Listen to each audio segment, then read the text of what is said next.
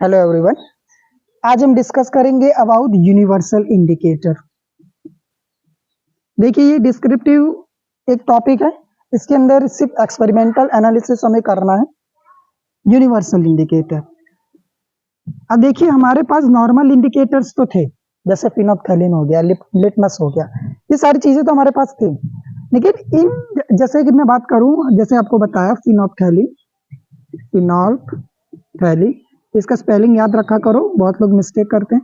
और लिटमस, ये दो क्या है? ऑर्डिनरी इंडिकेटर्स हैं। इंडिकेटर मतलब कि ये सिर्फ हमें उस सॉल्यूशन का एसिडिक और बेसिक नेचर बता सकता है, उससे ज्यादा कुछ नहीं। अभी उसकी बात करें स्ट्रेंथ की, तो ये दो इंडिकेटर्स वर्क नहीं करते, मतलब उतना हमें इंफॉर्मेशन नहीं दे सकते। It will not give enough information about the strength of the solution. तो उसके लिए हमें यूनिवर्सल इंडिकेटर की जरूरत पड़ी। किसकी जरूरत पड़ी? यूनिवर्सल इंडिकेटर की। अब यूनिवर्सल इंडिकेटर से क्या होता है कि इस इंडिकेटर को, क्योंकि ये इंडिकेटर हमें बताता है स्ट्रेंथ के बारे में, स्ट्रेंथ हम प्रिडिक्ट कर सकते हैं।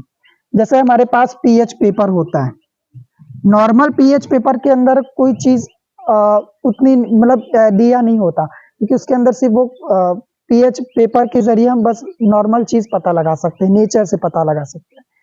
लेकिन यही यूनिवर्सल इंडिकेटर को तो यहाँ पर रखा गया, यहाँ पर पेस्ट किया गया। मतलब अब ऐसे पीएच पेपर बन रहे हैं जिसके अंदर यूनिवर्सल इंडिकेटर है।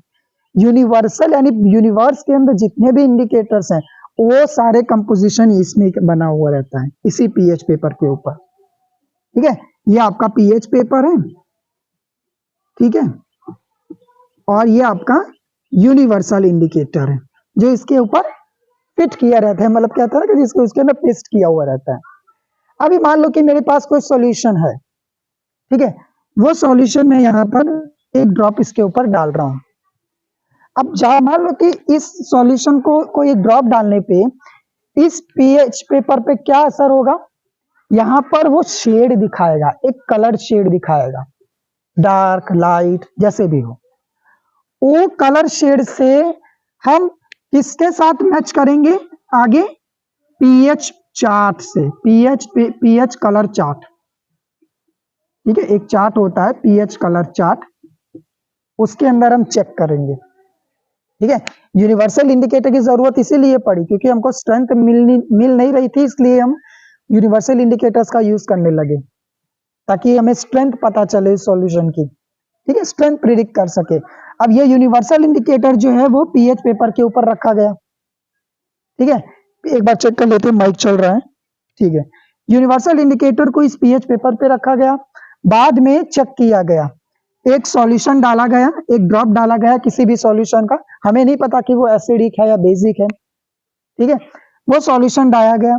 अब वो सॉल्यूशन का एक ड्रॉप इस पे डालने पर यहाँ पर इस पीएच पेपर पे एक कलर चेंज देखने को मिला, एक शेड बनाया है।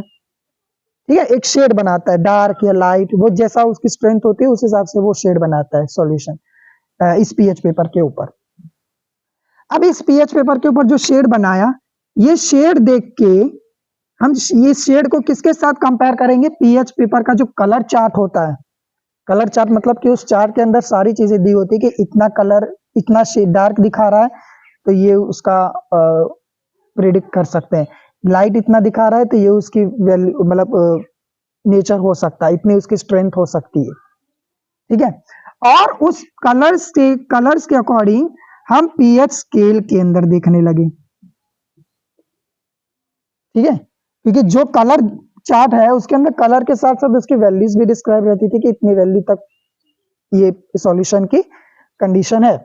फिर उसको हम चेक करते थे पीएच स्केल के साथ, और पीएच स्केल के अंदर तो वैल्यूज दी होती है, हमने पहले डिस्कस किया था वीडियो में कि इसके अंदर वैल्यूज दी होती है कि भाई वो एसिडिक है या बेसिक है। ठीक है, किसकी कॉन्सेंट्रेशन उस सॉल्यूशन में ज्यादा है वो पीएच स्केल से पता चलता था। तो बस इतना ही है कि जो यूनिवर्सल इंडिकेटर है उसको पीएच पेपर के ऊपर डाला रखा गया, पेस्ट किया गया, बाद में एक सॉल्यूशन ड्रॉप डालते हैं और उस सॉल्यूशन ड्रॉप डालने पर वहां पर एक शेड जनरेट होता है।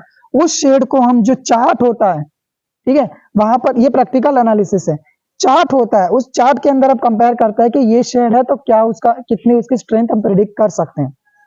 और उस कलर चार्ट से हम पीएच स्केल के अंदर कंपेयर करते हैं ताकि पता चले कि भाई इसकी वैल्यू कितनी हो सकती है, और उस हिसाब से हम उसकी स्ट्रेंथ जो है वो प्रिडिक्ट कर सकते हैं। ठीक है, यहाँ पर ये शेड बनाने से कलर चार्ट में देखते हैं, बाद में पीएच स्केल के अंदर हम पता लगा सकते हैं। ठीक है, इससे क्या होता है कि स्ट्रेंथ जो होती है वो हमें पता चल जाता है। स्ट्रेंथ जानने के लिए यूनिवर्सल इंडिकेटर को यूज किया गया। ये आप अपनी लैंग्वेज में लिख सकते हो, इस हिसाब से ये चार्ट आपको बनाना नहीं है, इसको आप डिस्क्रिप्टिव वे में अपने एग्जाम के अंदर लिखोगे कि इस हिसाब से इसको यूज किया, इसका यूज क्यों करना पड़ा, ये सारी चीजें वर्क नहीं करती थी, सिर्फ नेचर बताती थी। स्ट्रेंथ बताने के लिए अभी यूनिवर्सल इंडिकेटर की जरूरत पड़ी, उसको पीएच पेपर पे रखा गया, सॉल्यूशन डाला गया, फिर बाकी जो भी चीजें हैं वो आप अपने डिस्क्रिप्टिव वे में आप उसमें एक्सप्लेन करो। ठीक है, इसमें कोई कैलकुलेशन, कोई इक्वेशनल मेथड, डेरिवेटिव कुछ भी नहीं है इसमें, सिर्फ आपको डिस्क्रिप्टिव टर्म है, एक टॉपिक है, उसी को आज मैंने आपको समझाने की कोशिश की। ठीक है, चलिए उम्मीद करते हैं कि आपको यहाँ पर इतना तो आइडिया हो गया होगा कि यूनिवर्सल इंडिकेटर की जरूरत क्यों पड़ी। ठीक है, हालांकि बोर्ड के अकॉर्डिंग ये उतना मुझे नहीं लगता कि इतना रेलेवेंट होगा ये टॉपिक, बट हाँ अगर आता है तो ये बहुत अच्छा टॉपिक है आपको एक्सप्लेन करने के लिए। चलिए अब मिलते हैं नेक्स्ट वीडियो के अंदर, तब तक के लिए गुड बाय।